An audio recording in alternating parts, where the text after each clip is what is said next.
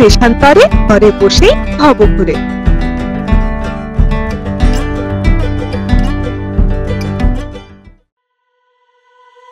নমস্কার প্রিয় দর্শকগণ, কেমন আছেন সবাই? চলুন আজকে একটা নতুন জায়গায় ঘুরতে নিয়ে যাই। রাঁচি থেকে পুরুলিয়া ফিরছি ট্রেনের সাথে রেস দিতে দিতে।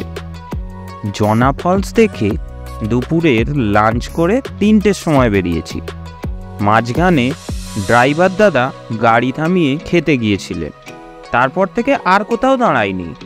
এখন গতিমানের সাথে গতির লড়াই চলছে। আজকে হোটেলে ফিরে শুধু রেস্ট নেব, বুঝলেন? সারাদিনের পর আর ভালো লাগছে না একভাবে গাড়ির মধ্যে থাকতে। বিদায় ঝাড়খণ্ড, আবার দেখা হবে কোনো একদিন।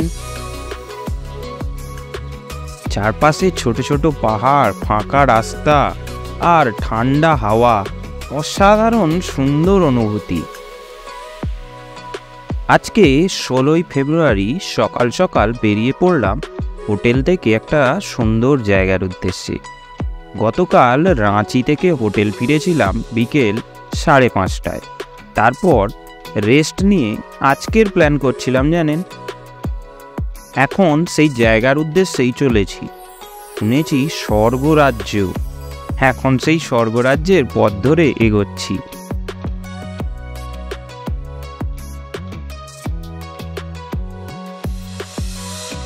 এসে পড়েছি।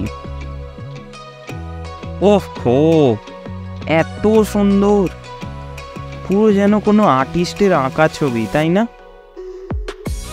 জায়গাটার নাম পারডি লেক। পারডি গ্রাম থেকে পেরিয়েই মাত্র 500 মিটার এগিয়ে এলে এই সুন্দর জায়গায় পৌঁছে যাবেন।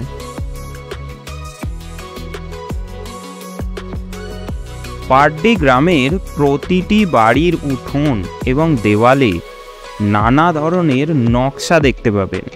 আর এই গ্রাম কিন্তু ছবির মতোই সুন্দর এবং পরিষ্কার, দূষণের চিহ্ন মাত্র নেই।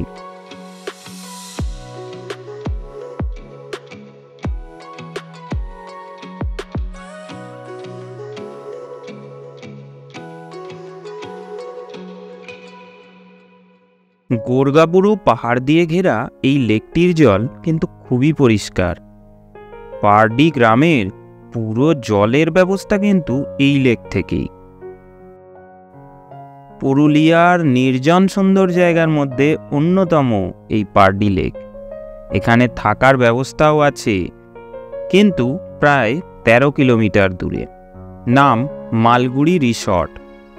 আপনাদের যদি রিসর্টের কন্ট্যাক্ট প্রয়োজন হয় কমেন্টে জানাবেন। পুরুলিয়ায় এসে পারডি লেক যদি না দেখে থাকেন তাহলে কিন্তু সত্যি অনেক কিছু মিস করবেন। আমাদের শুধু 2টো জায়গায় যাওয়া হলো না রাঁচি গেলাম বলে। এক হচ্ছে জয়চণ্ডী পাহাড় আর বরন্তি লেক। আপনারা কিন্তু শুধু পুরুলিয়া ট্যুর করবেন, তাহলে সব জায়গায় দেখতে পারবেন।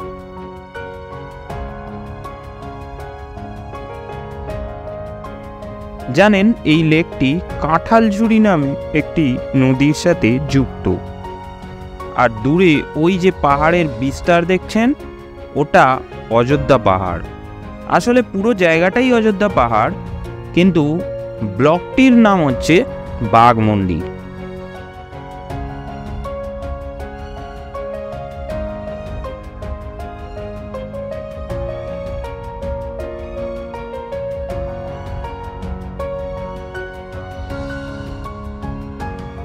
চলুন আজকে এখানেই শেষ করছি।